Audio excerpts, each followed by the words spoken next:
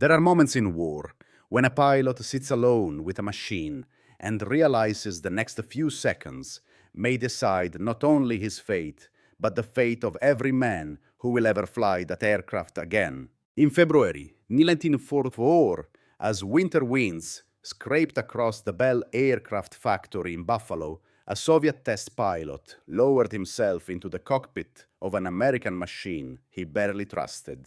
The engineers around him argued quietly, tensely, about whether this flight might kill him. They spoke of numbers, tolerances, margins of safety. But Andrei Kochetkov had flown enough aircraft to know when something felt wrong. And this one felt wrong.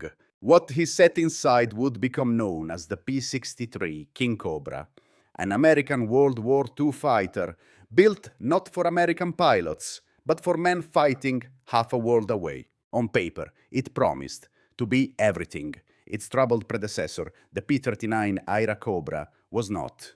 In reality, no one yet knew the truth. Was it a savior or another coffin with wings? Before we can understand whether the P-63 deserves a place among the great World War II dogfighters, we must follow the man who dared to test it at the edge of a spin that almost took his life. War has a way of exposing the truth about machines. On the Eastern Front, that truth had been brutal, long before the P-63 King Cobra appeared.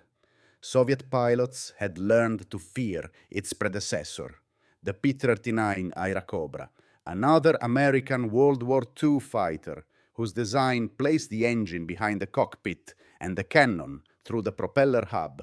At low altitude, it was fast, heavily armed, and capable of killing German fighters with a single, well-placed burst. But it carried a hidden flaw, one that revealed itself without warning, a vicious, unrecoverable flat spin. To Soviet pilots, the Airacobra was both a weapon and a gamble. They respected its firepower, even admired its rugged frame and warm cockpit during the -40 degrees winters. Yet, they flew it, knowing that a simple mistake, an over-aggressive maneuver, a momentary lapse while chasing a Messerschmitt could send the aircraft flipping into a spin no pilot could escape. Doors jammed, controls locked, stories spread across regiments about men who never returned from routine training flights. The Airacobra earned a grim nickname, the Flying Coffin. Still, the Soviets kept flying it. They had no choice. In 1943, they were fighting for survival against the Luftwaffe, and every fighter Soviet built or Lend-Lease was thrown into the sky. Officially, the P-39 was supposed to be used only in the Far East under the Lend-Lease agreement, not against Germany. Unofficially, entire regiments slipped them into combat on the Western Front. German pilots began reporting encounters with unfamiliar mid-engine fighters. Some thought they were captured American aircraft. Others believed the Americans were secretly aiding the Soviets. The truth was simpler. The Red Air Force was desperate, and that desperation ignores paperwork. So when Bell Aircraft introduced a new machine, a supposedly improved successor to the Airacobra, the Soviet Union paid attention. The new fighter was larger, stronger, more powerful. Its name would be P-63 King Cobra, and on paper it promised to fix the Airacobra's worst sins: better high-altitude performance, improved handling, stronger structure, and refined weaponry. America tested it, compared it to the P-51 Mustang, and decided it did not meet their needs. For American doctrine for long-range escort, the Mustang was king.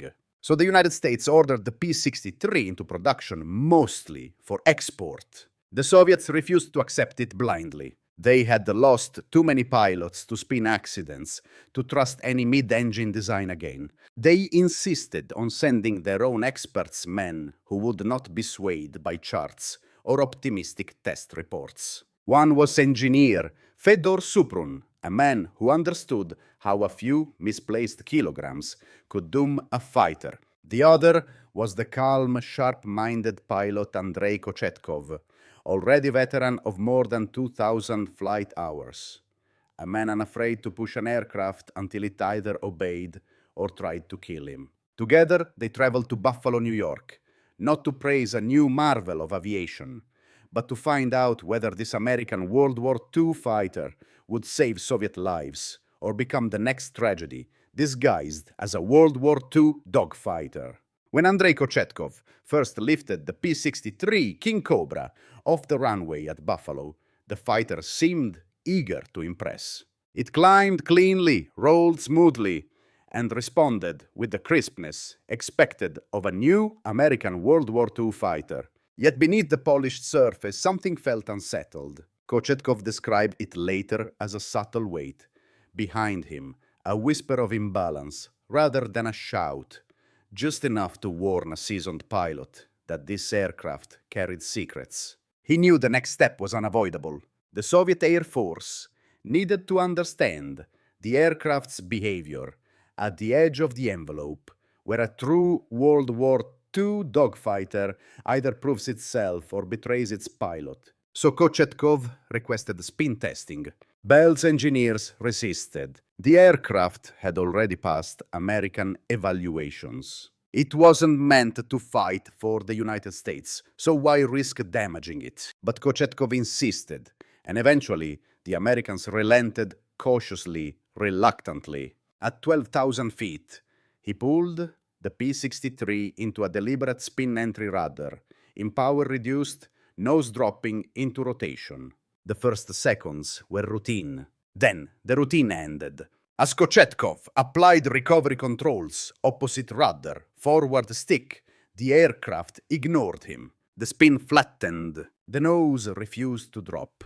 The world outside began to circle in a wide, sickening rotation, silent, except for the growing strain in the airframe. He tried again. Full opposite rudder. Forward stick to the limit. Neutral ailerons. Nothing. The P-63 King Cobra wasn't recovering.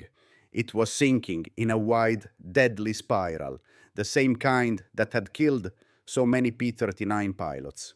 The structure creaked under the loads, as though the tail were being twisted apart. At 5,000 feet, Kochetkov prepared to bail out. He reached for the door handle, knowing all too well that the centrifugal force might trap him inside.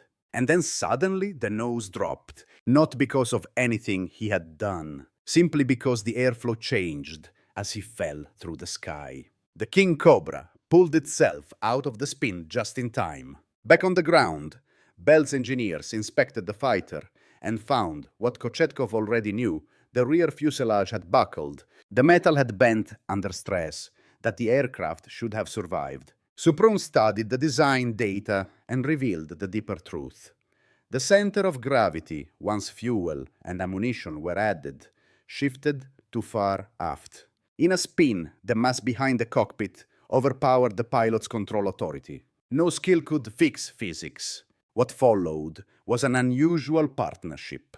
American engineers and Soviet specialists worked side by side to reposition equipment, add ballast, reinforce structure, improve armor, move the cannon forward, and expand ammunition supply. When Kochetkov tested the modified model, the fighter behaved differently, still tail-heavy, but predictable. It no longer tried to kill him. For the first time, the P-63 King Cobra felt like what it was meant to be: a rugged, maneuverable American World War II fighter, ready to become a formidable World War II dogfighter, but only after being reshaped by the men who had nearly died discovering its flaws. The journey of the P-63 King Cobra did not end on a test range in Buffalo. For Soviet pilots to fly it in war, the aircraft had to survive a far harsher trial. One fought not against enemy fighters, but against the brutal, indifferent geography of the far north. The ferry route that carried the King Cobra from America to the Soviet Union was one of the most dangerous air corridors of the Second World War. Pilots took off from Buffalo and crossed the continental United States before turning north through Canada. From Edmonton to Fort Nelson, from Watson Lake to Whitehorse, The airfields were little more than outposts carved into wilderness. Navigation aids were primitive. Weather changed without warning. Clouds swallowed mountain peaks whole. Many of the men ferrying these machines were young Americans who had never flown in such conditions. Engines failed in sub-zero temperatures. Aircraft vanished into valleys wrapped in fog. Some pilots simply disappeared across the northwest staging route, their American World War II fighter buried forever under snow and rock. Then came Alaska Fairbanks, then Nome, and beyond it, the most unforgiving stretch of all the Bering Strait. 55 miles of freezing water, no emergency landing sites, no reliable radio guidance. If a pilot went down here, he lasted minutes. Soviet crews took over at Fairbanks, flying the final leg into Siberia, where even the airfields themselves were hazards, icy runways, crude maintenance, and storms that could trap aircraft for days. By late 1944, hundreds of P-63 King Cobra fighters reached Soviet territory. Officially, they were destined for the Far East. Unofficially, whispers began to circulate reports from German pilots claiming to see unfamiliar mid-engine fighters over East Prussia and the Courland Pocket. Soviet memoirs, written decades later, hinted that some elite regiments quietly replaced their P-39s with the improved King Cobras. No paperwork confirmed it, but battles rarely wait for bureaucracy, and war often leaves its traces in memory rather than archives. What history can confirm is that in August 1945, the King Cobra finally fought openly. When the Soviet Union launched its massive offensive against Japan in Manchuria and northern Korea, the P-63 went into combat at low altitude, its natural domain. Here the aircraft became the World War II dogfighter it was meant to be. Its roll rate allowed lightning-fast reversals. Its armor saved pilots who flew through small arms fire. Its 37-meter cannon shattered Japanese aircraft and tore apart ground targets with brutal efficiency. One engagement stands out. Lieutenant Mironichenko led a flight of P-63s over the Sea of Japan, spotting Ki-43 Hayabusas escorting bombers he attacked from above. His first burst cannon and 50 caliber fire blew a Japanese fighter apart. When another dove on him, he snapped into a hard left roll, using the King Cobra's unmatched agility to meet the attacker head-on. Both pilots fired. Bullets tore into Nichenko's wing, but his own rounds struck the enemy's engine, sending it trailing smoke as it fled. By the end of the Manchurian campaign, the P-63 King Cobra had proven itself in roles America never envisioned. Rugged, lethal at low altitude, flexible enough to fight, to escort to strike. A true American World War II fighter, but one whose legacy belonged almost entirely to another nation. In the United States, the story of the P-63 King Cobra unfolded along a very different path. Two American planners. The war in the skies demanded high-altitude endurance fighters that could shepherd bomber formations deep into Germany and back. For that mission, the P-51 Mustang reigned without challenge. It was faster, more efficient, and ideally suited to the long-range escort role. Within that framework, the King Cobra never had a chance. It was judged by standards it wasn't designed to meet, and so the United States quietly set it aside. But America still found a use for this unusual American World War II fighter. If it would not fight in Europe or the Pacific, it would be flown in one of the most dangerous training programs ever devised, Operation Pinball. Here, specially modified RP-63s became armored, bright orange, flying targets, used to train the gunners, who defended B-17s and B-25s.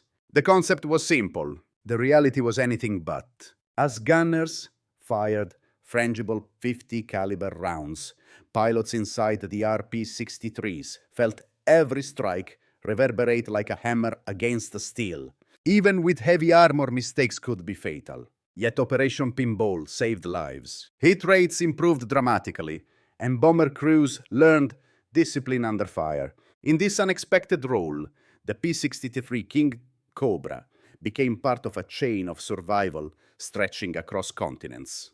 Meanwhile, the broader world struggled to place the aircraft within the hierarchy of wartime aviation. In the West, it lacked the glamour of the Mustang or Thunderbolt. It produced no celebrated aces, no iconic photographs, no headlines. The Soviets, for their part, buried much of the King Cobra's combat record behind Cold War secrecy. They downplayed Lend-Lease support, minimized American contributions, and allowed the aircraft's role to fade into shadows. Yet, when historians examine the fragments, German reports describing unfamiliar fighters, Soviet veterans recalling machines that defied official records, Japanese accounts of low-altitude battles in Manchuria, a different picture emerges.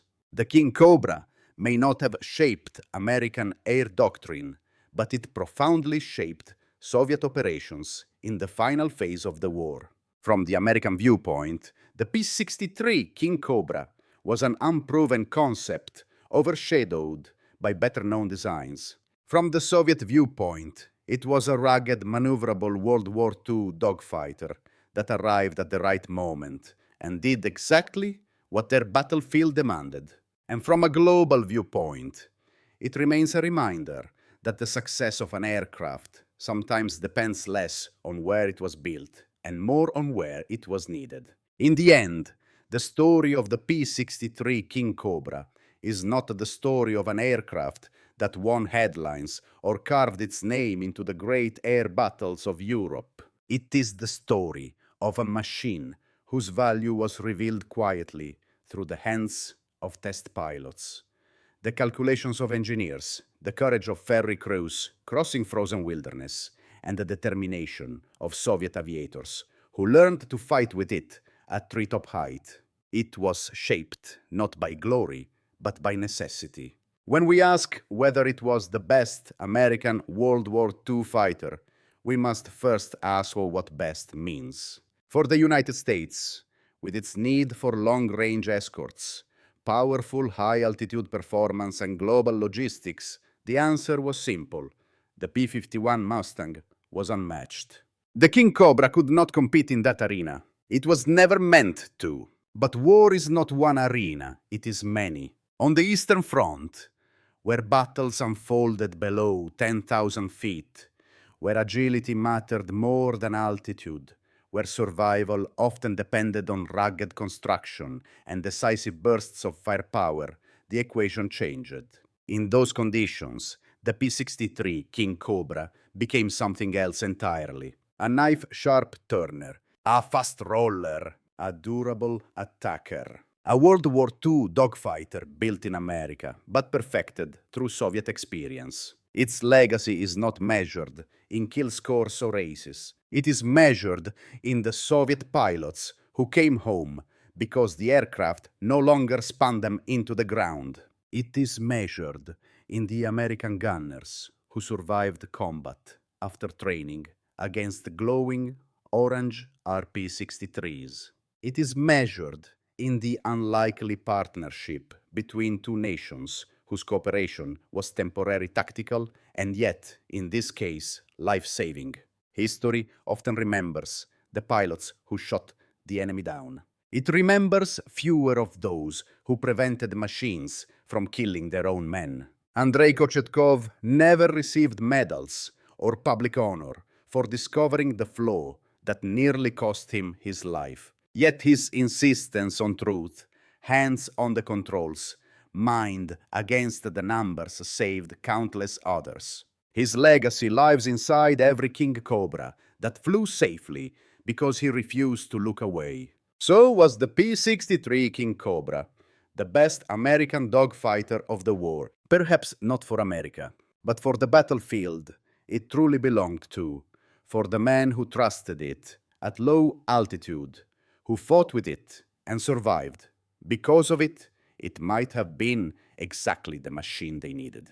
If this story resonates with you, we invite you to share your thoughts. Did the King Cobra earn its place among the great fighters of the Second World War? Your perspective matters, and your voice helps keep these histories alive.